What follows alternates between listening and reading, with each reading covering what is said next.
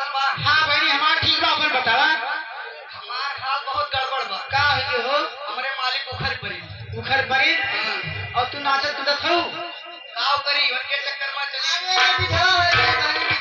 ए बहनी विधवा ऐसे रहत। नमस्ते दीदी। नमस्ते बहनी, खुश रहो। आप ठीक हो? हाँ हम तो भले ही, आपन बताओ बहनी। अपना बहनी है जियत बा दीदी। अच्छा हाँ हो। ए बतावा, हाँ। ताहा दीदी कहाँ है? हमार दीदी बगल में है। बगल में? हाँ बगल में। ए दीदी क्या है? नमस्ते। नमस्ते, कैसे हो? ठीक हूँ, आप बताइए कैसे हो? मैं भी ठीक हूँ। अच्छा, कुछ लाई हो दीदी? बहुत ढेर सारा सामान लेकर आई हूँ एक गाड़ी। एक गाड़ी लाई है? हाँ हाँ हाँ, जो सामान लेना हो पीछे चलो। कपड़ा लत्ता चाहे जो? हाँ अच्छा भाई भाई भाई भाई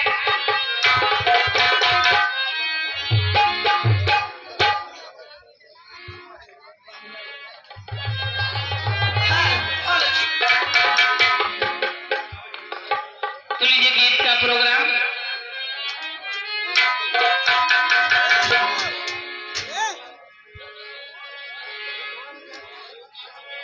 ए भाई का हो दीदी, का बात बा?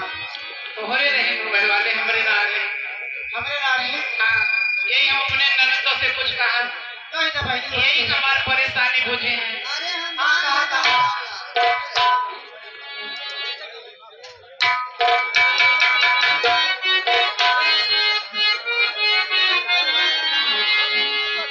जैसे डोले पीपर के पाती वैसे कमरिया हमारी छोटकी गिनाती वैसे डोले पाकर पे हमारी छोटकी गिनाती वैसे डोले पाकर पे हमारी छोटकी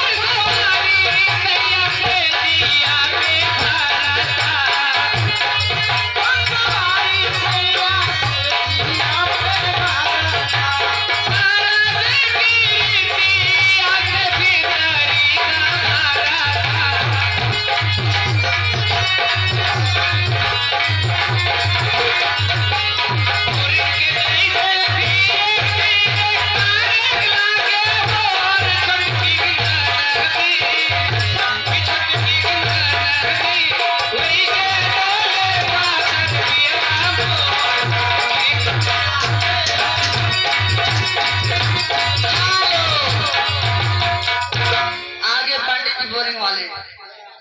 हाँ बहनी 100 रुपए का पुरस्कार आया लिहाजा। हेलो, लिहाजा नहीं है, पूरा 100 रुपए का पुरस्कार है। आखिर वाले पंडित हाँ ठीक है, 100 रुपए का पुरस्कार आया, कहना है अहरौला के रहने वाले अकरौला के निवासी भाई था। राम नारायण भाई साहब ग्राम सभा बराए के रहने वाले हैं। उनकी तरफ से 21 रुपए का पुरस्कार है। हमारी पार्टी की तरफ से भाई साहब को बार बार नमस्कार। राम नारायण कहना है आई भाई जैसा गुना पिया सही जगवना जैसे कलियां करे बहन तब बात मचा दे सब आई भाई जैसा गुना पिया सही जगवना नहीं है मैं बड़ी परेशानी बा हो नहीं है मैं बड़ी परेशानी बा राजा रोके ऐसे ही हम रोके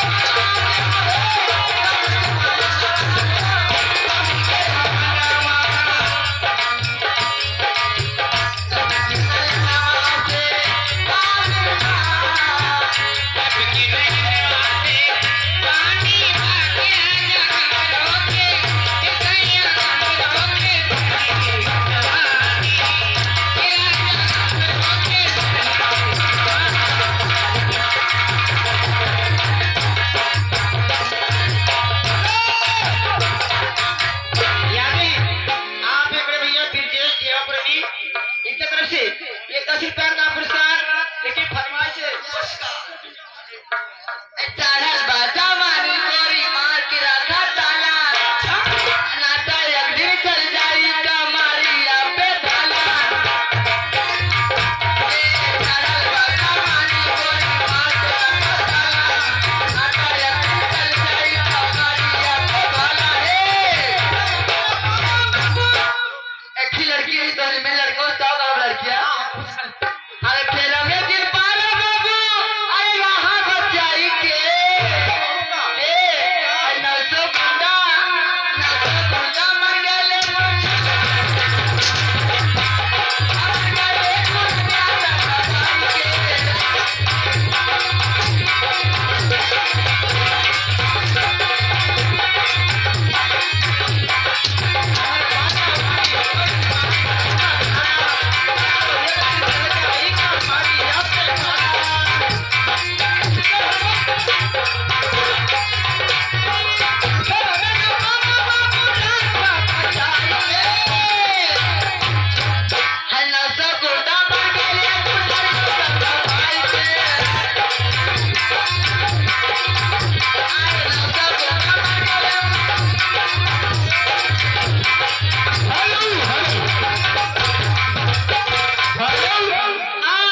सूचना चंद्र प्रकाश निषाद जी, चंद्र प्रकाश निषाद, अगर हमारी आवाज आपके कानों तक पहुंच रही है तो कृपया आप हमारे मंच के पास तत्काल आके पहुंचना से किसी यानी कोई मिलने का बहुत बेताब है। चंद्र प्रकाश निषाद जी कहीं भी हो तो मंच के पास आ जाए। चंद्र प्रकाश निषाद जी आप जहाँ कहीं भी हो तुरंत पीछे के जाइए। हेलो लाइट वाले, विशेष सूचना लाइट वाले के लिए है। भैया कहीं भी हो आप आकर लाइट को सामने से लगाएं। लाइट आप ऐसी जगह लगा दिया है कि चेहरा किसी का साफ नहीं दिख रहा है और आप तत्काल लाइट का प्रबंध कीजिए और लाइट और तगड़ी दीजिए। विपिन कुमार उर्फ राजा भैया साउंड सर्विस डीजे वाले, अगर हमारी आवाज सुने तत्काल मंच के पास पहुंचे। विपिन कुमार उर्फ राजा भैया डीजे वाले।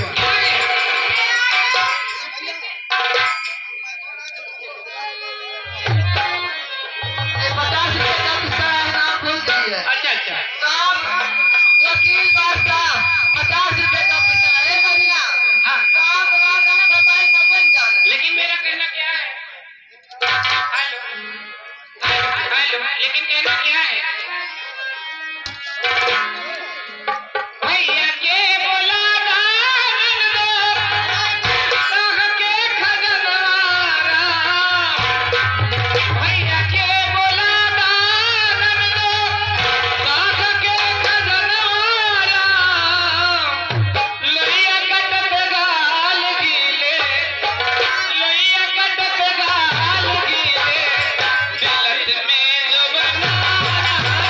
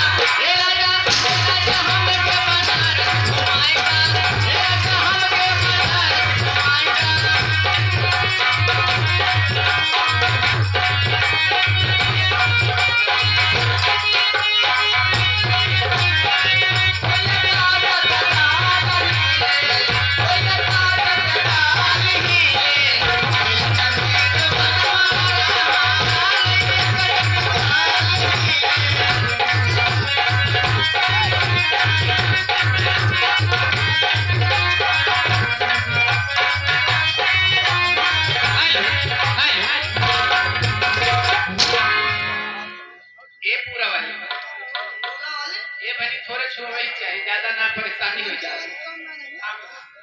कहना बा मी बागी हे बाबा साहब आई गए ये बोस वाली हे भीम जी आई गए हमारी नगरिए में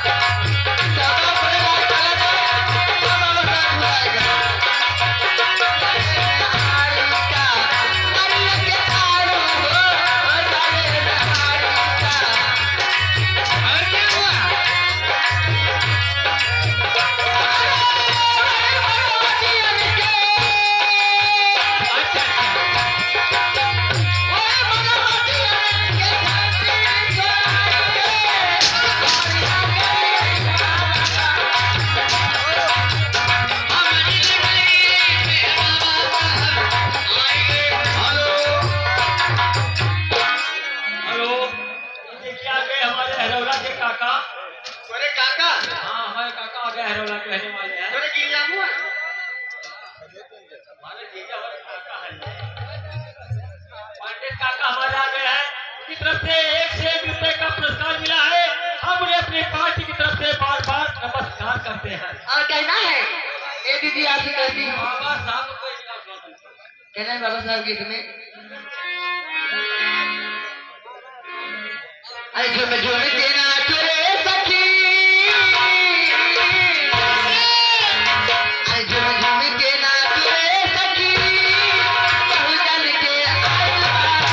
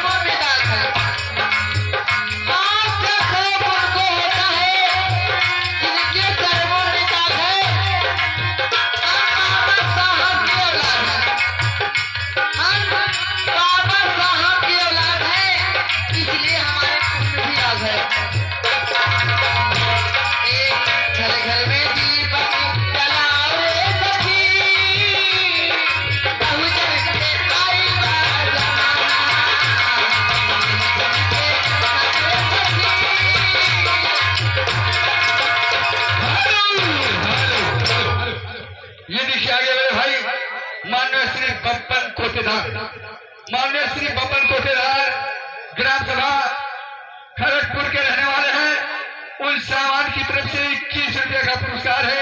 पार्टी की तरफ से भाई साहब को बार बार नमस्कार है। मैडम फरमाइश है क्या है? झुमका गिर गई हाली में, अरे झुमका गिर गए नहारी में